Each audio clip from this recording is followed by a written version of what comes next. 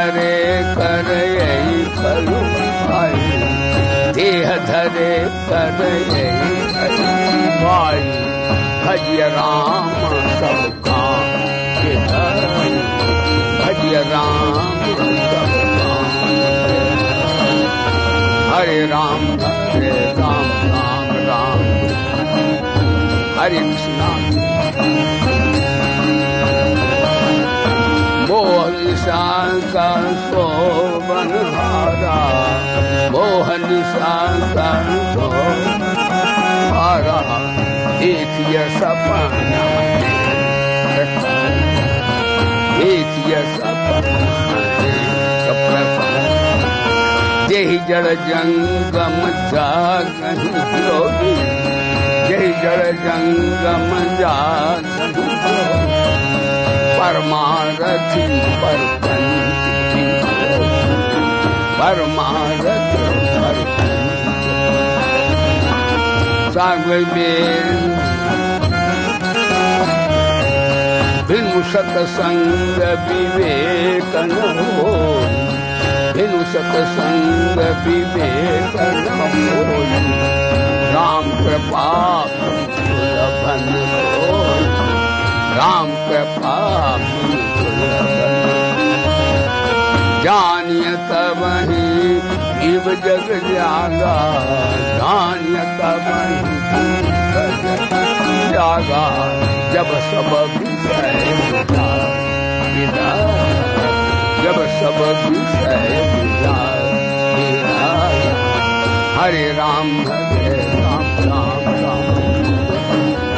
हरे राम बोलो राम हरे हरे कृष्णा हरे कृष्णा हरे हरे राम राम राम हरे हरे हरे राम राम राम हरे हरे हरे कृष्णा कृष्णा हरे हरे कृष्णा हरे कृष्णा हरे हरे।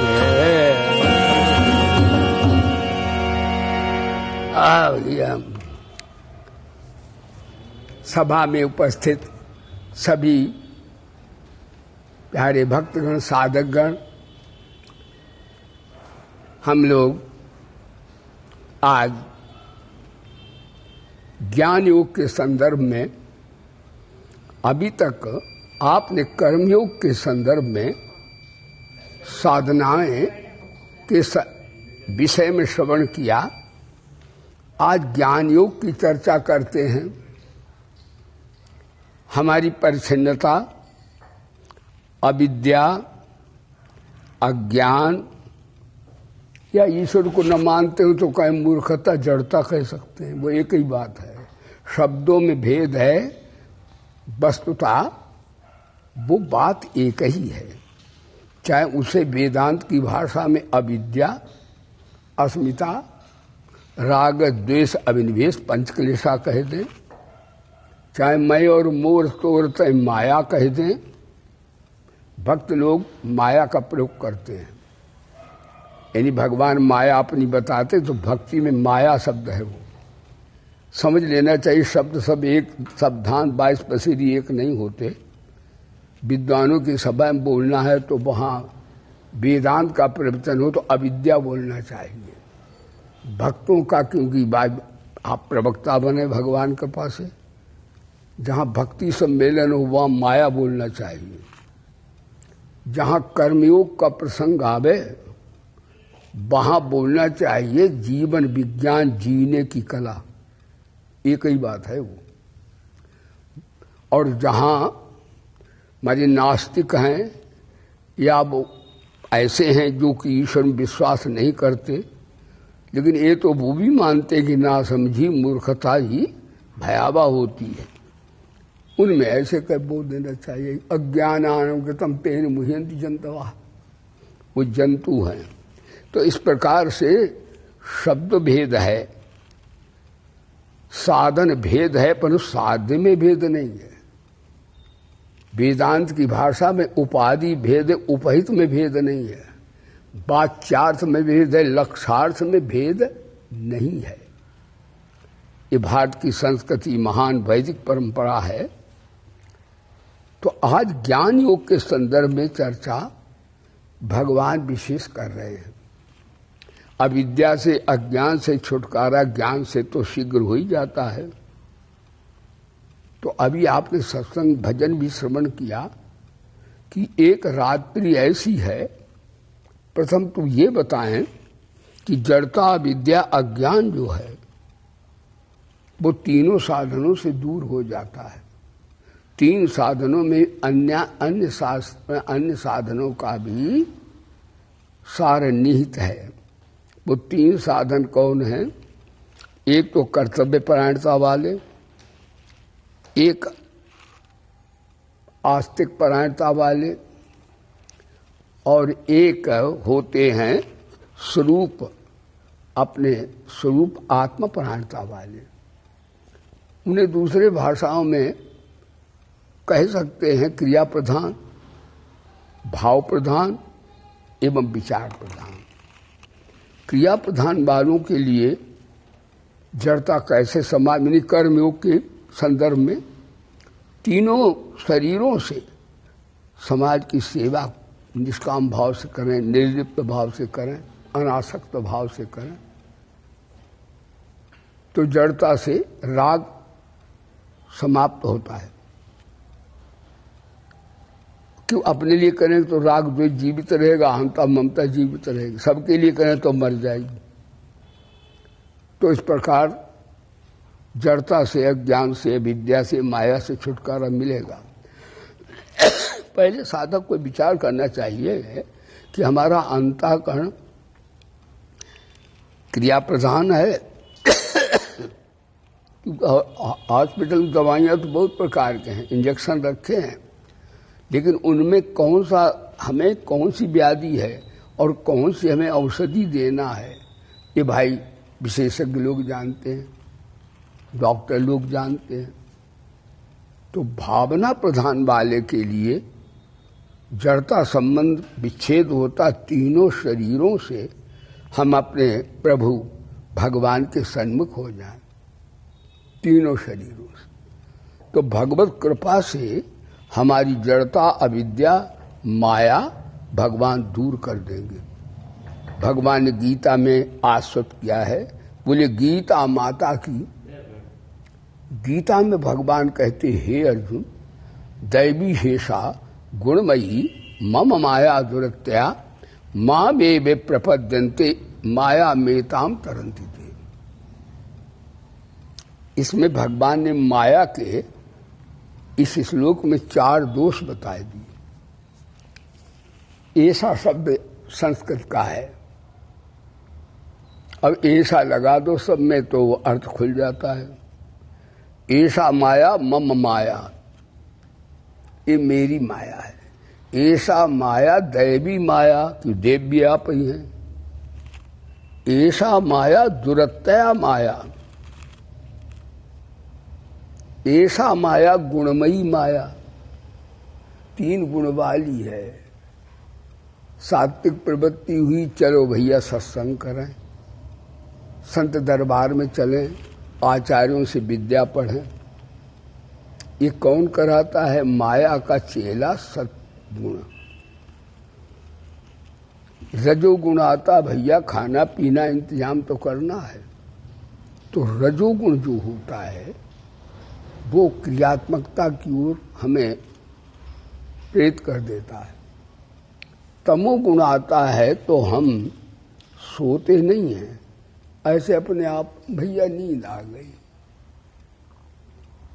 यानी ना हम सोते हैं गीता के मतानुसार हैं, भगवत वचनानुसार हैं, ना हम सोते हैं, ना हम कोई कार्य कर रहे हैं।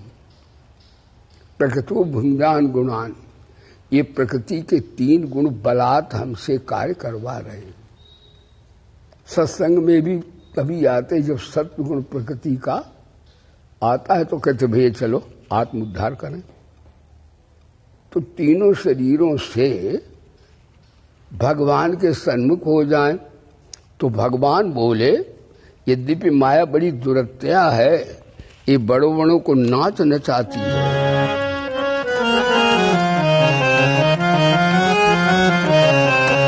जो माया सब जग ही नचाए,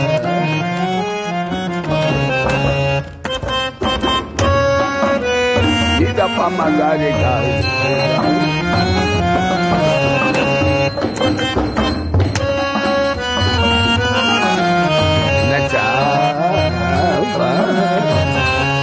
जासु चरिता लखाऊ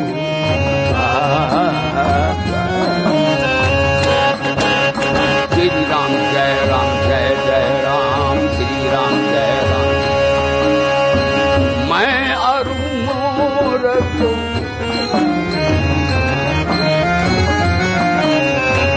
मैं अरु मोर तो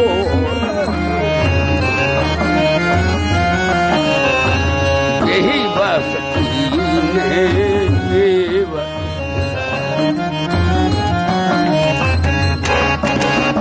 श्री राम जय राम जय जय राम श्री राम जय राम। गो गोचर जहाँ लगी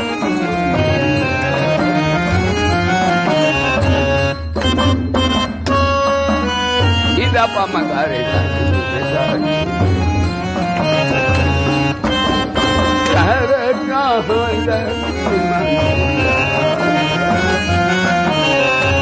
तो सब माया जान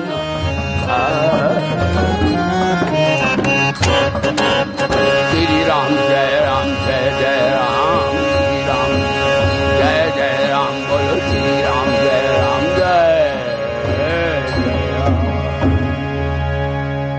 तो भगवान बोले कि माया जड़ता कैसे जाएगी? भगवान बोले माम ए प्रपद्यन्ति यायौ ये यम ज्ञानेन अभ्याम यही। संस्कृत अब एक शब्द बोलो तो अर्थ अपने आप खुल जाता। व्याकरण का ज्ञान होना चाहिए, थोड़ा व्याकरण पढ़ना चाहिए। बिना व्याकरण पढ़े हुए वाणी की शुद्धि नहीं होती। तो यायौ ये, तो भगवान बोले ये जो भी कोई हो, पुरुष हो नपुंसक हो स्त्री हो कोई हो, वो वचन है। तो भगवान बोले माम ए प्रपद्यन्ति एताम मायाम ते तरंती। जो मेरे प्रपद माने पद कहते ऊपर पंजे को, प्रपद माने नीचे से पकड़ लेता है।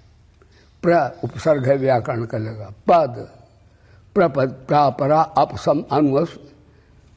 तुम्हें याद है व्याकरण की बात जो प्रादय 22 होते हैं? हाँ, तो तुम तो बढ़िया बात। तो प्रपद्य माम ये प्रपद्यन्ते, जो मेरे चरण पकड़ लेता है। पर पकड़ता क्या, शरण आ जाता है भगवान, वो इस माया से तर जाता है। यानी वो अविद्या जो अज्ञान है, वेदांत में अविद्या उसे कहते, उस जड़ता को अज्ञान को भगवान दूर कर देते हैं और कहते हैं ज्ञान दीपेन भास्वता। मैं उसके हृदय में ज्ञान की ज्योति जला देता हूं। और कहीं कहते ददान बुद्धि योगम तम। गीता से गीता ही में अर्थ करो, बड़ा आनंद आएगा। मैं भगत को दिव्य बुद्धि भी दे देता हूं। कहीं कहते योगक्षेमम बहाम्यहम, मैं अपने भगत का योग क्षेम कर देता हूं। और कहीं ये भी कहते मन इधर उधर भागता हो तो मन को अपनी ओर खींच भी लेता हूं। निवसस्यसि मय्येव 12वां अध्याय। अत ऊर्ध्वं न संशय अस्मिन् विषय संशय न। तो भगवान ये आश्वस्त करते हमको हैं।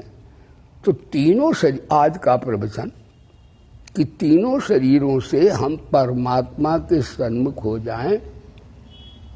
काम तो सब दुनिया के करें, ये नहीं कहती गीता की धन उत्पन्न ना करें, अन्न उत्पन्न ना करें, सबकी सेवाएं ना करें। गीता ये कहती है कि भाई अनासक्त निष्काम भाव से करें तो और काम बढ़िया होंगे। तो भगवान बोले कि वो इस माया से तर जाते हैं। माया तो हमारी अविद्या है, तो मेरी ही है। तो उसको मैं तो तीनों शरीरों से प्रभु के सन्मुख होने से भी माया दूर हो जाती है। लेकिन आज ज्ञान योग का है, गीता में श्लोक ज्ञान योग के संदर्भ, अभी तक तो कर्म योग का श्रवण किया था आपने। ज्ञान योग में विचार की प्रधानता, विचारा परमो ज्ञानम, विचार ही ज्ञान है। अब विचार से ही विवेक उत्पन्न हो जाता है और विवेक से सत असत, नित्य अनित्य, जड़ चेतन, विद्या अविद्या का ज्ञान हो जाता है। तो आज प्रवचन में आपने सत्संग में सुना, मोह जागो सज्जन वृंद हमारे, मोह निशा के शोभन हारे। एक रात्रि ऐसी है जिसमें हम लोग 2-4 घंटे सोते हैं, और एक वेदांत विचार से एक ऐसी रात्रि है अविद्या रूपी रात्रि, वो न मालूम कितने जन्मों की है। कभी हम देवता बन गए, कभी हम गंधर्व बन गए, कभी हम यक्ष राक्षस बन गए, कभी हम मनुष्य बन गए, कभी न मालूम अन्य योनियों में भी बन गए। जाने कितने बार हम कहाँ कहाँ शरीर रखे, कौन कौन बने। तो कहने का तात्पर्य है एक रात्रि मोह रूपी रात्रि है, अविद्या रूपी रात्रि है, अज्ञान रूपी रात्रि है। इसमें सारी दुनिया सो रही है। कहते जागता कौन है कि जानिए तबहि जीव जग जागा, जब सब विषय विलास विरागा। जब स्वर्ग के भोगों तक से वैराग्य हो जाए तो समझो आत्मदेव का साक्षात्कार हो जाए। है तो कठिन काम है महाराज, नहीं तो वैराग्य तो महाराज 3 बड़े आकर्षण हैं, सुत वित्त लोक ईर्षणा 3। सब चाहते हमारे पुत्र हो, हमारी स्त्री हो, हमारे धन हो। जिन लोकेशना इसे कहते हैं, इससे वैराग्य होना बड़ा कठिन होता है। धन से भी वैराग्य होना कठिन होता है कि धन वाले की चाहे वो दुनिया का उसने नुकसान किया हो, लेकिन धन वाले के लोग ऊपर से जय जयकार ही बोलते हैं, अंदर से भले जय जयकार बोलते हों। वित्तेन सर्वे बसा कहते हैं। हाँ, धनहीन होकर के जो धनहीन व्यक्ति होता है, सर्वत्र मंद आदरम, उसका सर्वत्र मंद आदरम होता है। भार्या तस्य रूपवती ना स्नेहन न अंगता, उसकी स्त्री रूपवती भी उससे प्रेम हृदय से नहीं करती। कह देती, मैंने कहते सुना भी है कि तुम्हारे यहां आए तब से तो क्या महाराज पानी रोटी वस्त्र के लाले पड़ गए हुए हैं। इसलिए कहा निर्धन होकर के समाज में नहीं रहना चाहिए, क्योंकि समाज बाहर की चकाचौंध को देखता है, समाज की दृष्टि परमार्थ की ओर होती ही नहीं है। बरम बने व्याघ्र गजेंद्र सेवितम, द्रमालय पक्व फलाम सेवनम, तृणेषु शय्या सत जीर्ण बलकनम, नच बंधु मध्य धनहीन जीवनम। निर्धन होकर के कभी समाज में नहीं रहना चाहिए। तो इस प्रकार से समाज माया को ही महत्व देता है। तो सुत की स्त्री की त्याग तो बड़ा कठिन है। कहते स्त्री की आसक्ति की जिसको हो जाए वो अपनी भी हत्या, भागवत में है ये बात, वो अपनी भी हत्या कर लेगा। स्त्री का आसक्ति सबसे खतरनाक। इसलिए शंकराचार्य का कि नरक का द्वार कौन, तो ना शंकराचार्य कहते नारी। कहते भैया छपा इसमें पढ़ना किताब बड़ी बढ़िया छप गई है तो छोटे मोटे शब्द हैं, लेकिन चलो है तो गुरुओं की वाणी है। कहते नरक का प्रधान द्वार क्या है? कहते भैया नारी, क्योंकि संसार इसी से चलता है। अगर स्त्री न हो तो न कोई बहनोई है न बहन, कुछ नहीं है। जैसे बहन मर जाए तो बहन जब तक है तब तक हम जाएंगे, बहन को प्रणाम करेंगे और जीजा जी को प्रणाम करेंगे। ये जीजा हमारे हैं, ये हमारी जीजी बहन जी है। लेकिन बहन मर जाए तो जीजा बीजा फिर कुछ नहीं है। हमारे एक बुजुर्ग थे, वो कहते बहन विवाह देते हैं तो इतना बहन का हम लोग आदर करते हैं, बहन को हम लोग वर्ण श्रेष्ठ मानते हैं, बेटी बहन को, तो उसको जीजा कहते हैं। वो जीजी है तो वो जीजा। कहते जब बहन के लड़का बच्चा होता है तो जीजा जीजी थोड़े होता, फिर कहते फूफा। अब फूफा रह गए, अब जीजा नहीं हो। फुफ्फड़, फुफ्फड़ पंजाबी भैया कह देते हैं, फुफ्फड़ आए, फुफ्फड़। हमने कौन आया? क्या फुफ्फड़ आए गुरुजी? फुफ्फड़ माने फूफा, अब जीजा नहीं हो। जीजा तभी तक थे जब तक जीजी, नहीं तो फुफ्फड़ हो गए। तो कहने का तात्पर्य हमारी संस्कृति में शब्द भी वैसे ही लगे हुए हैं, उनको समझना चाहिए। इसलिए शंकराचार्य ने बताया है कि जड़ता से, माया से संबंध स्त्री से ही ज्यादा होता है। जहियादार्थे स्वप्राणान हन्याम वा पितरम गुरुम। स्त्री की आसक्ति इतनी होती है वो अपनी हत्या कर सकता है।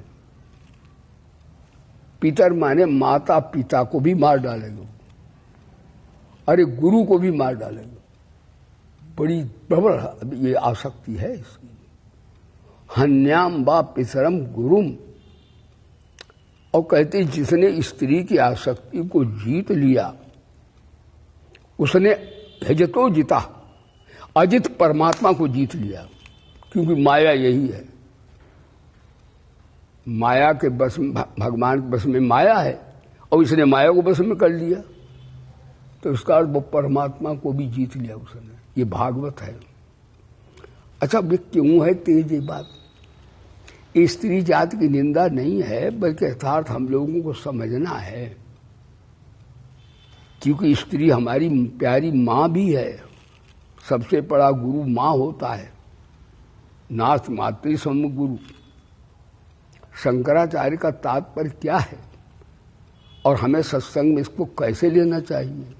कोई माताएं बहनें यहाँ नहीं हैं, लेकिन साधकों को इससे सावधानी में ऐसा अर्थ करना चाहिए कि वो हमारी प्यारी माँ भी है, हमारी बहन भी है, हमारी बेटी भी है, फूफी है, मामी है, नानी है और ग्रैंड मदर दादी है। यानी वो अनेक रूपों से हमें संसार का प्यार देती है।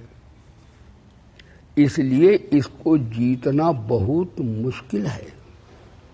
माँ को कौन जीत पाए बताओ? उस तो हमारा सर्व कारण है वो तो। लेकिन खैर माता के रूप में, देवी के रूप में यदि ऐसी भावना बना ली जाए तो मेरे विचार से तो ऐसा ही आता है। फिर हम उसे डायन तो नहीं कह सकते, नरक का द्वार भी नहीं कह सकते, परंतु हमारी ऐसी वृत्ति बन जाए तब ना, ने बसते तो महाराज आकर्षण हो जाएगा, वो बच नहीं सकता, सबको हो जाता भैया। अरे नारद को हो गया, हम लोग कलयुगी आदमी भैया, काहे की तारीफ करें अपनी। तो ये तीनों से सुत वित्त, सुत का स्त्री का हो गया, वित्त माने धन का हो गया। धन का आकर्षण बहुत होता है। जमीन जायदाद के लिए व्यक्ति अपने भाई को भी मार देता है, बेटे को मार देता है, बाप को मार देता है। ये भी बड़ी आसक्ति खतरनाक। तो गीता के 13वें अध्याय 8वें नंबर पर भगवान ने कहा इंद्रिया से वैराग्यम, इनसे दूर रहना चाहिए, थोड़ा वैराग्य रखना चाहिए, आसक्ति इनसे कम रखना चाहिए कि आकर्षण ही तुम्हें गिराएंगे। ये इंद्रिया से अनहंकार एवचा जन्म मृत्यु जरा व्याधि दुख दोषानुदर्शनम, इससे तो वैराग्य आएगा। लेकिन आसक्ति दूर करने के गृहदार यानी घर को और स्त्री को और बच्चे को ज्यादा आकर्षण का, वैसे रामायण में 10 हैं लेकिन 3 में ज्यादा गीता में भगवान ने बताया आसक्ति ज्यादा होती है। तो इनसे सुतभित लोग, और लोग एक बात है, जे ई धन को कोई त्याग सकता है, स्त्री बच्चों को भी त्याग सकता है, लेकिन मान सम्मान की खाई तो महाराज नारद को परेशान किए रही, बड़े बड़े ऋषि मुनियों को हमारे परेशान करे है। ये बड़ी जबरदस्त खाई है।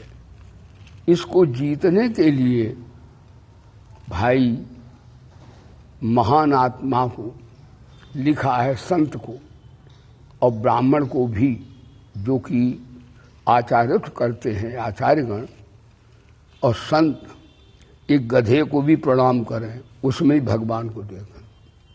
जिन्हें कहा हम बड़े भारी आचार्य जी हैं, हम बड़े भारी विद्वान संत हैं, नहीं, सुनी चैव सुपाके चा पंडिता समदर्शिना, उनमें भी समता का भाव लाने का प्रयास करते रहें। तो ये तीनों बड़े आकर्षण हैं। भगवान बोले माँ में प्रपद्यन्ते, मेरी शरण आ जाती हैं तो इन आकर्षणों को मैं हटा देता हूं और अपना आकर्षण पैदा कर देता हूं, और भगवान के भजन में जो आनंद आता है वो तो महाराज स्वर्ग के आनंद से भी श्रेष्ठ आनंद है, परमानंद स्वरूप है। तो भगवान के हम तीनों शरीरों के सामने हो जाए, उनकी शरण हो जाए, तो हमारा आदि व्याधि जो है अज्ञान अविद्या भगवान दूर करते हैं। आज का श्लोक है ज्ञान योग के संदर्भ में, तभी कीर्तन भी मैंने आपको वही सुनाया, मोह निशा का शोभन हारा, देखिए सपन अनेक प्रकारा, जहि जड़ जंगम जागहि जोगी, परमारथी परपंच वियोगी। अभी तक भगवान ने कर्मयोग के विषय में बताया था कि कर्म करते करते ऐसे हम जड़ता से दूर हो सकते हैं। आज तो के कर्म योग ही से दूर हो सकते हैं क्या? कर्मयोगो विशेषते बड़ी महिमा गादी साहब। अब कहते नहीं, कर्म योग से तो हो सकते हैं लेकिन ज्ञान योग से भी हो सकते हैं। आज का श्लोक है नैव किंचित करोमीति युक्तो मन्ये तत्वेद पश्यन् श्रवणन स्पशन जिघ्नन नसनन गच्छन सुपन सुसन प्रपन विस्त जहां उन्मिशन निमिषन्नपि जहां नुन्मिशन निमिषन्नपि इंद्रियाण इंद्रियार्थेषु वर्तन्ते धारन। ये ज्ञान योग हो गया।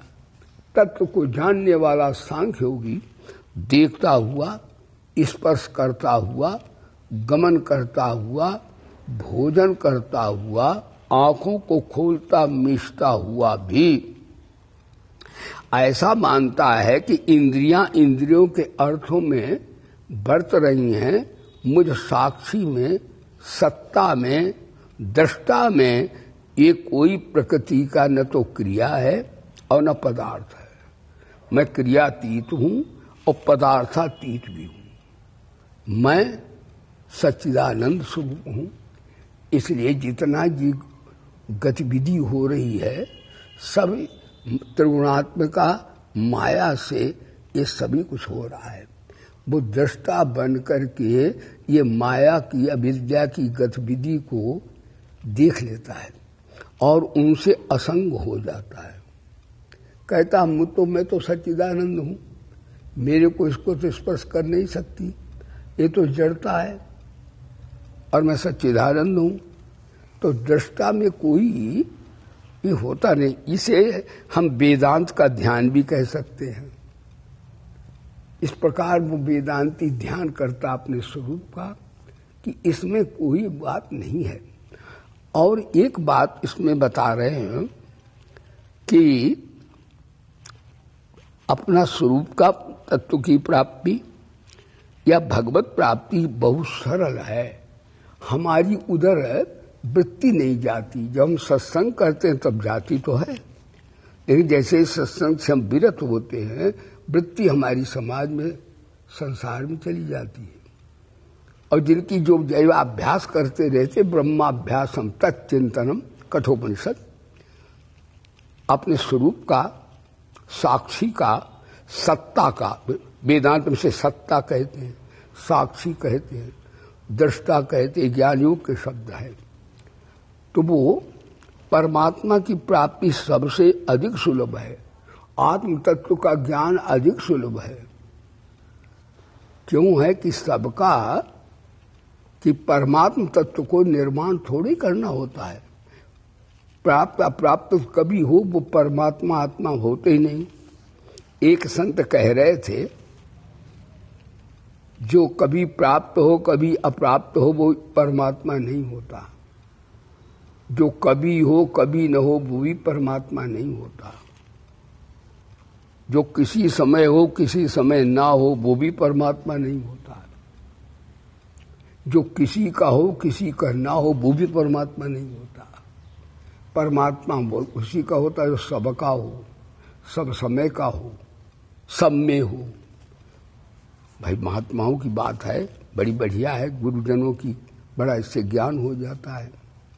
हमने भी सुनी भाई बात, गीता में भी यही बात भगवान बोल रहे हैं, हमारे गुरुजन भी यही बात बोल रहे हैं। बड़ी बढ़िया बात। ऐसे ही साधक को विचार करना चाहिए। और हम तो कहते हैं भैया हरिओम, आप बैठे, हमें कोई सुनाता है तो हमें सुनने में अच्छा होता है। आप आ जाओ, गीता हमें कोई एक अध्याय खोलो और हमें अपने आप अर्थ करके सुनाओ। हमें ये नहीं है कि हम ही सुनाएं, ऐसा नहीं है। सत्संग में इतना रस होना चाहिए कि सनक सनंदन सनत कुमार 5 ही वर्ष के रहते सत्संग के प्रभाव से उनमें एक वक्ता बन जाता है, 3 श्रोता हो जाते हैं। 3 में कोई फिर दूसरा वक्ता हो जाता है, वो श्रोता हो जाते हैं। सत्संग केवल सुनाना, प्रवचन करना, वाहवाही करना ही नहीं उद्देश्य इसका है। इसका उद्देश्य है कि अपने स्वरूप का बोध इसी जन्म में अभी भी प्राप्त करना, अपने भगवान को अभी अभी साक्षात्कार करना। भगवान नामालूम सांस निकल गई और अविद्या अंता ममता जीवित है तो नामालूम दूसरा जन्म हमारा कहाँ होगा, हम कैसी स्थिति पर होंगे। इसलिए भैया सबसे हाथ जोड़ के कहते हैं कि सत्संग अवश्य किया करें। और उसी को हम सत्संगी मानते हैं कि देर हमें हो तो हमें पकड़ के ले आओ और कहो महाराज हमें सत्संग कराओ। क्योंकि हम लोग सत्संग के लिए, अपना कल्याण के लिए हरिद्वार आए हैं। जो महाराज घर भवन बहुत जन्म में हम लोग बना लिए, जमीन जाताएं में जमीन और हाँ जायदाद इकट्ठी कर ली, शायद कई जन्मों में बाल बच्चे बहुत पैदा कर लिए हैं। लेकिन अब हमें इस जन्म में हमें अपने को सच्चिदानंद रूप में जान लेना हमारी बड़ी भारी विजय होगी, बड़ी भारी योग्यता हमारी मानी जाएगी। तो हम इससे कहते हैं भाई भैया सब सत्संग किया करो। एक बैठ गए, 4 अपने सुन रहे, और इस भाव से नहीं कि हम बहुत बढ़िया बोल रहे, क्या बोल रहे, ठीक है, भगवान की जो इच्छा है। तो इस प्रकार ठीक है। हमने उसको कहा मतलब अविनाश को कि तुम सवेरे पाठ जोर जोर किया करो, हमें खुद सुनने में रुद्राष्टक आनंद आता। हम तो भैया हरिओम ने सुनाया तो हमने कहा हमको बता दो, हम रोज सुना करेंगे। हमें ये नहीं कि सुनाने ही से ठीक है, सुनने में बड़ा आनंद आता है। सुनाने में कभी कभी अहंता आती है कि हम बड़े विद्वान हैं, अच्छा सुना लेते हैं, लेकिन जो सुनता है उसमें थोड़ी विनम्रता नम्रता होती है। इसलिए रामायण में आया कि सुनाने की अपेक्षा सुनो।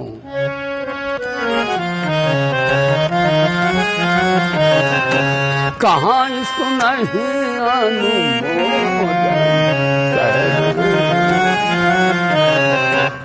कहाँ सुनहि अनुमोदन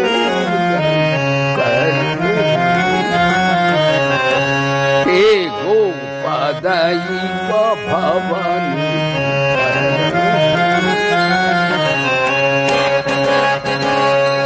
श्री राम जय राम जय जय राम, श्री राम जय राम जय। तो अविनाश कहते हैं कि हमारे हरिओम भैया साथ में वो बोल रहे थे बढ़िया, तो हमको दो, हम बोला करें सवेरे, हमने तुम बुला लाए करो भाई, पाठ किया करो और जोर से करो, हम वहां से सुनेंगे। हमें सुनने में बड़ा आनंद आता है कि जहाँ वेद ध्वनि होती है वो हमें बहुत अच्छा लगता है। कह जब ये सूर्य भैया न्यासा में अभी खोज हुई है कि ये सूर्य बहुत दिनों से चमक रहा है, इसमें कोई पेट्रोल फूंका जा रहा है, कोई तेल इसमें भरा जा रहा है कि इसमें ईंधन को झोंक पड़ता है। तो उन्होंने खोज की तो सूर्य 9 करोड़ से ऊपर मील से दूर है। वहाँ की ध्वनि यहाँ तक नहीं आ पाती, हमारे कानों में वो सुनाई नहीं दे सकती, दूर है। तो उन्होंने एक ऐसी मशीन बनाई जो सुदूर की ध्वनि को पकड़ ले। तो महाराज सुदूर की ध्वनि वो मशीन बनाई। तो भैया जैसा हर केस बता रहे थे कि ओम ओम ऐसे बोलो, तो सूर्य जो है ये ओम ओम बोल रहा है। ओम में इतनी शक्ति है कि वो चमक रहा है और जितनी ऊर्जा समाप्त होती उतनी ऊर्जा वो खींच लेता है। सूर्य सदा ओम ओम बोलता है, इसलिए साधकों को संध्या वंदन करना चाहिए, ओम का जप करना चाहिए। सबसे श्रेष्ठ जप तो गायत्री है, गायत्री के जप में फिर उसके बाद ओम बोलना भी चाहिए, सांस साधना चाहिए। अभी हम गए थे तो वहाँ उन्होंने जो चेक किया था, हमको कहा उन्होंने आपको इंजेक्शन की वो ऑक्सीजन की आवश्यकता नहीं है, आपके लंग्स में ताकत है। क्योंकि हम प्राणायाम करते रहे, हम रोज वहाँ नहाते भी रहे और आसन प्राणायाम भी करते रहे। तकलीफ तो हुई, कमजोरी तो होती, जो व्याधि आती तो व्याधि तो है ही वो, लेकिन व्याधि पर भी हम एक तरह सवार रहे, जैसे वहाँ हाय हाय करते पड़े हैं, ऐसा हमें इतना कष्ट नहीं हुआ। ये तो भैया बताते कि आप, हम जब उसमें थे तो वो कहें, तो हम कहें नहीं हम भैया ठीक हैं, बहुत बढ़िया हैं, बहुत अच्छे हैं, बहुत अच्छे हैं, ठीक हो, ठीक हैं। कहने का तात्पर्य है आप प्राणायाम और सुबह ये सब कार्यक्रम करें। और इस पर ज्ञान योग के संदर्भ में परमात्मा की प्राप्ति सुलभ है, वो कैसे है तो आपको थोड़ा 2-4 मिनट और सुनने भाई। देखो ये सबको अनुभव है कि परमात्मा की प्राप्ति, आत्मा की प्राप्ति सबको है, ये नहीं संतों को है, नहीं सबको है, लेकिन संत लोग उसे जान लेते हैं सत्संग से, और अन्यत्र जो अज्ञानी नहीं जान पाते हैं तो उनको परमात्मा की प्राप्ति सबको है। जैसे मैं हूँ, ये सबका अनुभव है, तो मैं हूँ, तो मैं जो है, मैं देवता हूँ, मैं मनुष्य हूँ, मैं गंधर्व हूँ, मैं यक्ष हूँ, मैं राक्षस हूँ, मैं देवी हूँ, मैं देवता हूँ, मैं अमुक धर्म वाला, अमुक वर्ण वाला, अमुक क्षेत्र वाला, अमुक राष्ट्र वाला हूँ, तो मैं हूँ। अब फिर विचार करो कि मैं स्वप्न में भी हूँ, स्वप्न देखता तो मैं तो हूँ, तो मैंने आज बड़ा स्वप्न देखा, इसका स्वप्न देखा तो देखने वाला तो जाग रहा था। मैंने सुसुप्ति, आज भैया नींद बहुत बढ़िया आई, बहुत अच्छी आई। नींद आई तो नींद में कोई जगता रहा होगा तब ना उसने अनुभव किया कि नींद बढ़िया आई। तो दृष्टा साक्षी सत्ता जागती रहती है। कि मैं स्वप्न में भी हूं, मैं सुषुप्ति में भी हूं, मैं जागृत में भी हूं, मैं बाल अवस्था में भी हूं, मैं युवावस्था में भी हूं, मैं वृद्धावस्था में हूं। इन्हीं अवस्थाएं बदली और ये सब बदले, रूप बदले, मैं देश बदले, काल बदले, परंतु मैं में परिवर्तन नहीं हुआ, सत्ता में कोई परिवर्तन नहीं हुआ। इसे गीता में कहते हैं ना सतो विद्यते भावो ना भावो विद्यते सता।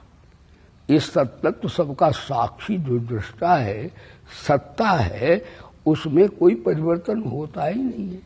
जितने परिवर्तन होते हैं वे हमारे सूक्ष्म स्थूल कारण शरीर में होते हैं, शरीरी में नहीं होते, सत्ता में नहीं होते। लेकिन हमें आप परमात्मा की प्राप्ति दुर्लभ क्यों है? इसका उत्तर ये है कि मैं स्त्री हूं, मैं पुरुष हूं, मैं नपुंसक हूं, मैं विद्वान हूं, मैं मूर्ख हूं, मैं ब्राह्मण हूं, मैं क्षत्रिय हूं, मैं वैश्य हूं, मैं हिंदू हूं, मैं मुसलमान हूं। जब इस चिन्मय सत्ता में हम कुछ मिला लेते हैं कि मैं हूं, स्त्री हूं, मैं पुरुष हूं, तो जब कुछ मिला लेते हैं तो हमारा संबंध जड़ता से, अविद्या से हो जाता है। इसी को रामायण कहते जड़ चेतन ग्रंथि पड़ गई, यद्यपि मृखा छूटत कस नहीं। यदि मैं इसमें ना कुछ मिलाऊं तो मैं चिन्मय स्वरूप हूं, सच्चिदानंद हूं। यही वेद वेदांत का सार है। इसी को ब्रह्म ज्ञान कहते हैं। चाहे कोई 18 पुराण पढ़ ले, 4 वेद पढ़ ले, 6 शास्त्र पढ़ ले, इससे बढ़िया और कोई चीज मिलेगी नहीं, क्योंकि तो और कोई चीज है ही नहीं। इसलिए आज का प्रवचन है कि हम असंग हो जाएं तीनों शरीरों से। ये ब्रह्म विद्या, ब्रह्म आत्मज्ञान से ही संभव है। तो भाई कल से हम नियम ये बना दिए हैं कि कुछ नियमावली बना लो तो सुविधाएं आ जाती हैं। यानी 11 से 12 बजे तक सत्संग का टाइम रहेगा। उसमें आप भी थोड़ा थोड़ा बोलेंगे,